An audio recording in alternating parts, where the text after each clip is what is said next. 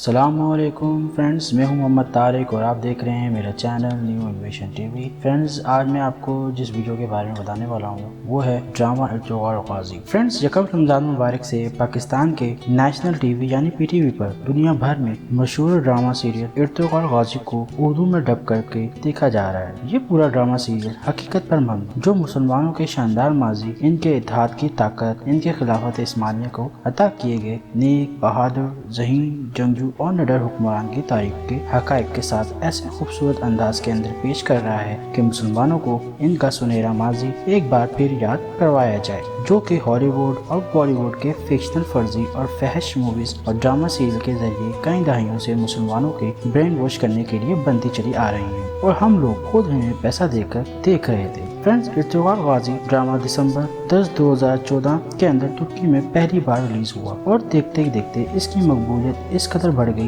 کہ آج دنیا کے 150 ممالک میں اسے ترجمے کے ساتھ شائع کیا جا چکا ہے، جس نے اہل مغرب اور یہودی لوبی کی اربوں ڈالر کی انویسٹمنٹ، جو کہ 5th جنریشن یعنی میڈیا کے ذریعے مسلمانوں کی ذہن سازی کر کے انہیں ان کی تاریخ بلا کر انہیں فحش میں مبتلا کرنا اور ان کے فیملی سسٹم کو توڑ کر انہیں کمزور کرنا تھا۔ انہیں اب اپنے یہ خواب اس ڈرامہ سیریل کے آنے کے بعد چکنا چور نظر آ رہے ہیں۔ فرینڈ، جس کا ثبوت یہ ہے کہ نیو یارک کے ٹائمز میں شائع ہونے والا ایک آرٹیکل جس میں ایک ڈرامہ سیریل کو خاموش ایٹم بم کہہ کر تشبیہ دی گئی ہے، کیونکہ یہ ہالی ووڈ کے فرضی سپر ہیرو کے بجائے مسلمانوں کے اصل سپر ہیرو اور ان کی تاریخ کو یوں دکھاتا ہے کہ کسی بھی ملک اور قوم کے خلاف دشمنوں کی سازش کو کوئی ایمانداری اور وفاداری کے راستے پر چل کر کیسے مسلمان آسانی سے زیر کر سکتے ہیں۔ اور فرینڈز، تاریخ میں ارطغرل غازی جیسے حکمران کم ہی پیدا ہوئے ہیں، اور ہمیں ہماری تاریخ یہ سکھاتی ہے کہ جب تک ہم اسلامی اصولوں کے نہیں اپنائیں گے، ہمارے پاس کتنی بھی طاقت ہو